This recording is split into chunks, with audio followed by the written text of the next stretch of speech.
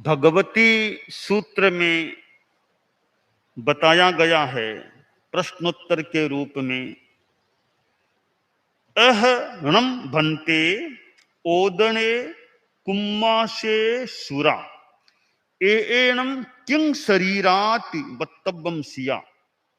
गोयमा ओदने कुम्माशे सुरा ए जे घणे दब्बे एएनम पुब्ब भाव प्रणवनम पडुच्च वनस्सई जीव शरीरा तवो पच्छा सत्थातिया सत्थ परिणामिया अगणित झामिया अगणित झूसिया अगणित परिणामिया अगणित जीव शरीराति बत्तब्बम सिया। सुरा ए ये जे दवे दब्बे एएनम पुब्ब भाव पन्नवनम पडुच्च आउ जीव शरीरा ओ पच्छा सत्थातिया जाव अगणित जीव शरीराति बत्तब्बम सिया। प्रश्न किया गया है कि भन्ते ओदन होता है, कुलमास है, सुरा है, ये किन जीवों के शरीर हैं, किन जीवों का शरीर इन्हें कहा जाए? गौतम, ओदन, कुलमास और सुरा में जो सघन द्रव्य हैं वे पूर्व पर्याय प्रज्ञापन की अपेक्षा से वनस्पति जीवों के शरीर हैं। कि ये ओदन है, कुलमा, सुरा, तीन नाम दिए गए हैं, ये कौन से जीवों के शरीर हैं? चावल है, चावलों को सिजा लिया, गर्म कर लिया, हमारे सामने खाने के लिए तैयार है, अग्नि से परिणामित कर दिया गया है। अब प्रश्न है कि वो चावल है जो खाना है, वो 6 काय के जीवों में से किस काय का वो शरीर है? एक बात यह है कि जो कुछ भी हमारे सामने दृश्य चीजें हैं वे या तो जीवित शरीर हैं या जीव मुक्त शरीर हैं। अब चावल मेरे सामने पड़े हैं, मुझे मान लो खाने हैं, गर्म किए हुए हैं, सिजाए हुए हैं, वे चावल कौन सी काय के हैं? 6 काय में से किस काय का यह शरीर है? तो यहां शास्त्रकार ने बताया है कि जैसे ओदन, कुलमास और सुरा, तीन बातें, तीन चीजें बताई गई हैं कि पूर्व पर्याय प्रज्ञापन की अपेक्षा तो वनस्पति शरीर है, पूर्व पर्याय की अपेक्षा वनस्पति शरीर है। उसके पश्चात वे शस्त्रातीत हो गए, उनको अग्नि से शोषित कर दिया गया, अग्नि रूप में परिणत कर दिया गया, तो फिर वे अग्नि जीवों के शरीर कहला सकते हैं। अब वो पका हुआ चावल है, अग्नि से संस्कारित किया हुआ, उसे अग्नि जीवों का शरीर भी कहा जा सकता है, क्योंकि अब वो प्रक्रिया से जब अग्नि में पकाया गया है तो वैसे पूर्व पर्याय की अपेक्षा वनस्पति का शरीर है, वर्तमान में वह अग्नि से संस्कारित हो गया है, तो अब उनको अग्नि जीवों का शरीर कहा जा सकता है। सुरा है का सुरा, इनके जो सघन द्रव्य हैं उनकी बात हो गई, सघन द्रव्यों की बात है। अब जो द्रव द्रव्य है, ओदन, कुलमास और सुरा में जो सघन द्रव्य है उन्हें पूर्व पर्याय की अपेक्षा वनस्पति शरीर और बाद में अग्नि से संस्कारित होने के बाद अग्नि जीवों का शरीर कहा जा सकता है, सघन तत्व की अपेक्षा। अब जो सुरा है, इस सुरा में जो द्रव तत्व, द्रव द्रव्य है, वह पूर्व पर्याय की अपेक्षा तो जल जीवों का शरीर है, बाद में वह अग्नि से संस्कारित हुआ है, तो फिर उसे अग्नि जीवों का शरीर कहा जा सकता है। यह पूर्व पर्याय और उत्तर पर्याय के संदर्भ में शास्त्रकार ने किस काय किन जीवों का शरीर है, इस संदर्भ में बताया है। इसी प्रकार लोहा, तांबा, रांगा, शीशा, पाषाण और कसौटी ये किन जीवों के शरीर हैं? तो पूर्व पर्याय की अपेक्षा तो ये पृथ्वी जीवों के शरीर हैं, और बाद में वे अग्नि रूप में परिणत हो जाते हैं, तो अग्नि जीवों का शरीर कहा जा सकता है। इसी प्रकार अस्थि हड्डी है, दग्ध अस्थि जली हुई हड्डी है, चर्म है, दग्ध चर्म है, रोम है, दग्ध रोम है, सींग है, दग्ध सींग है, खुर है, दग्ध खुर है, नख है, दग्ध नख है। इन्हें किन जीवों का शरीर कहा जा सकता है? तो गौतम के नाम उत्तर, ये अस्थि यानी हड्डी, चर्म, रोम, सींग, खुर, नख ये 30 प्राण जीवों के शरीर होते हैं। बाद में जब दग्ध हो जाएं, अग्नि से वो परिणामित हो जाएं, तो इनको पूर्व पर्याय की अपेक्षा तो 30 प्राण जीवों के शरीर और अग्नि परिणामित होने के बाद इन्हें अग्नि जीवों का शरीर कहा जा सकता है। तो इस प्रकार के ये पूर्व पर्याय और बाद की पर्याय के संदर्भ में कौन से काय का शरीर है, यह एक बात भगवती सूत्र में बताई गई है। यह एक पर्याय परिवर्तन का सिद्धांत है, परिणमन का सिद्धांत है कि पदार्थों में, जीवों के शरीरों में भी यह परिणमन हो सकता है, नया परिणमन हो सकता है। तो हम इस परिणमन की बात को इस प्रकार भी ग्रहण करें कि यह परिवर्तन है, तो परिवर्तन तो आता है, स्थायित्व भी है पदार्थ में, तो परिवर्तन भी है। अब वृद्धावस्था है तो वह भी परिवर्तन है। एक बचपन का समय होता है, फिर मान लो युवा अवस्था आ जाती है, जिनका आयुष्य लंबा हो तो वृद्धावस्था भी आ जाती है।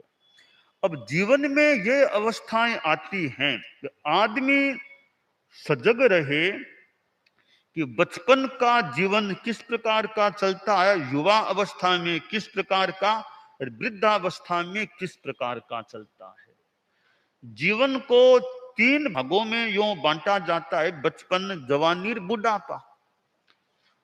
और उम्र के हिसाब से देखें तो 30 का एक जीवन है, 30 से 60 तक का एक दूसरा पार्ट मान लो, 60 के बाद का फिर सारा तीसरा पार्ट मान ले। तो ये परिवर्तन तो जीवन में होता है, शरीर में भी होता है, आदमी की प्रकृति में भी कई बार परिवर्तन हो सकता है। तो शरीर में परिवर्तन होते हैं, वो कुछ तो वो होते ही हैं।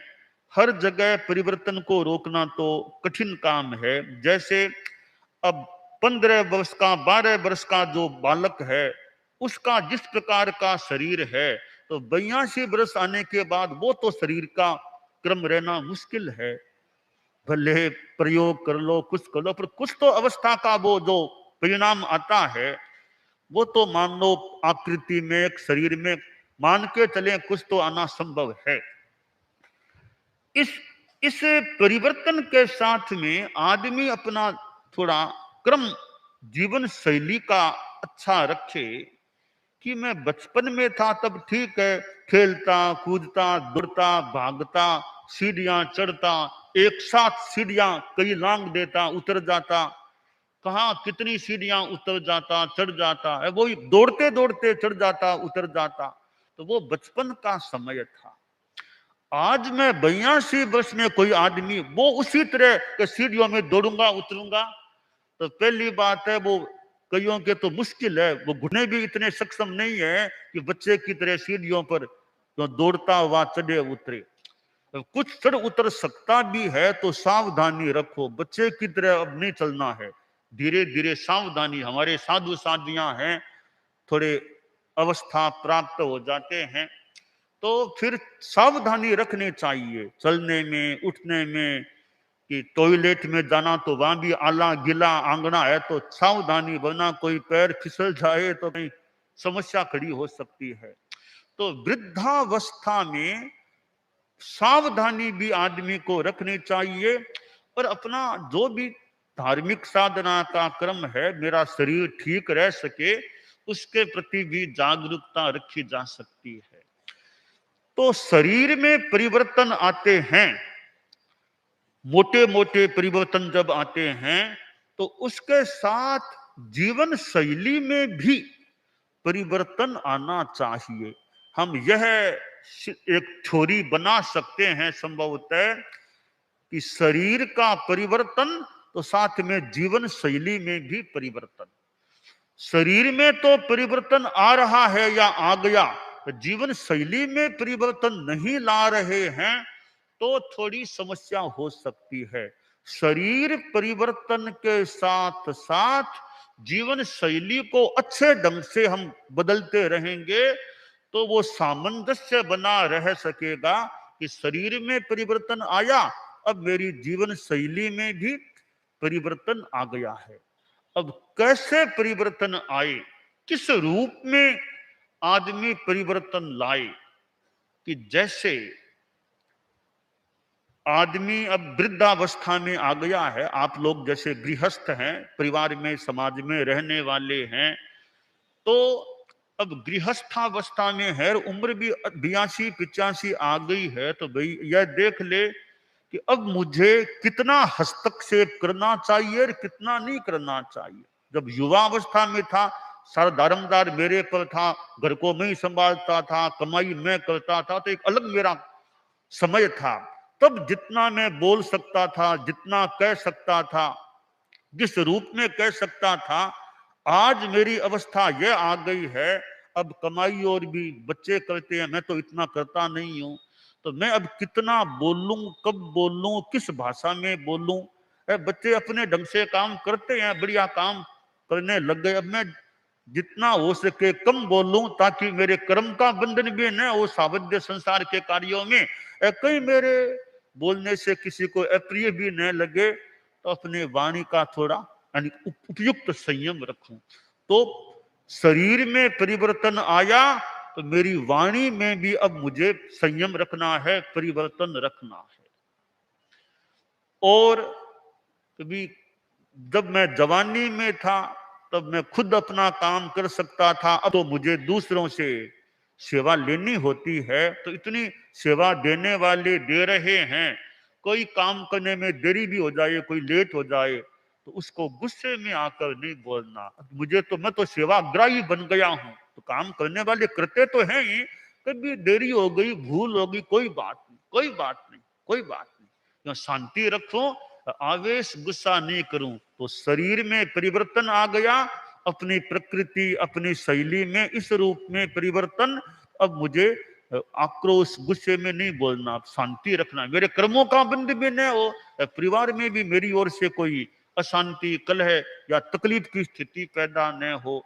तो शरीर परिवर्तन, साथ में जीवन शैली का परिवर्तन आ गया। अब जैसे तीसरी बात है कि जवानी में था तब तो घूमता दौड़ता, वहां गया वहां गया वहां गया, अब वृद्धावस्था में हूं तो बीच बीच में कायोत्सर्ग करता रहूं। 2 घंटा 1.5 घंटा बैठा रह गया, थोड़ी देर लेटे लेटे कायोत्सर्ग कर लूं, दिन में 4 बार 5 बार 6 बार कायोत्सर्ग करता रहूं, साधना भी हो जाए, जितने कर सकूं, शरीर को विश्राम भी मिल जाए। तो शरीर में परिवर्तन, अब मेरी जीवन शैली में भी परिवर्तन इस रूप में आ जाए। पहले मैं सामायिक कम करता था, सप्ताह में 1-2 दिन करता, अब तो टाइम मेरे पास है, अब 1-2 क्यों, शरीर इतना तो सक्षम है कि सामायिक कर सकता हूं, दिन में 2 4 5 6 7 भी सामायिक करूं, और ज्यादा काम है नहीं मेरे, तो सामायिक करूं, घर में भी शांति रहे, मेरे भी शांति रहेगा, अपनी सामायिक करूं, स्वाध्याय करूं, जप करूं, आत्मा का कल्याण हो, तो घर में भी शांति, में न ज्यादा बोलूं करूं। तो यो शरीर में परिवर्तन आया तो जीवन शैली में भी परिवर्तन आ गया। इस प्रकार शरीर परिवर्तन और जीवन शैली परिवर्तन, ये दोनों साथ साथ यथोचित चले तो जीवन का क्रम अच्छा रह सकता है। अब धृति और धैर्य की बात है कि धैर्य तो जवानी में भी रखना चाहिए और बुढ़ापे में भी रखना चाहिए। आदमी धैर्य रखे, बहुत जल्दबाजी नहीं।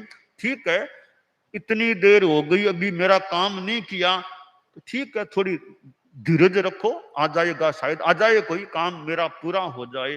कल कहा था अभी तक काम नहीं किया, 2 दिन हो गए, 3, इतनी अर्जेंसी नहीं, कोई बात नहीं, होगा तब हो जाएगा, नहीं होगा तो नहीं, मैं अपनी शांति में रहूं। तो धैर्य रखो, शांति रखो, उतावलापन, अनावश्यक उतावलापन न करें। हालांकि सापेक्ष बात है, कितना धैर्य रखें और कितना न रखें वो कहीं कहीं विवेक पर निर्भर है।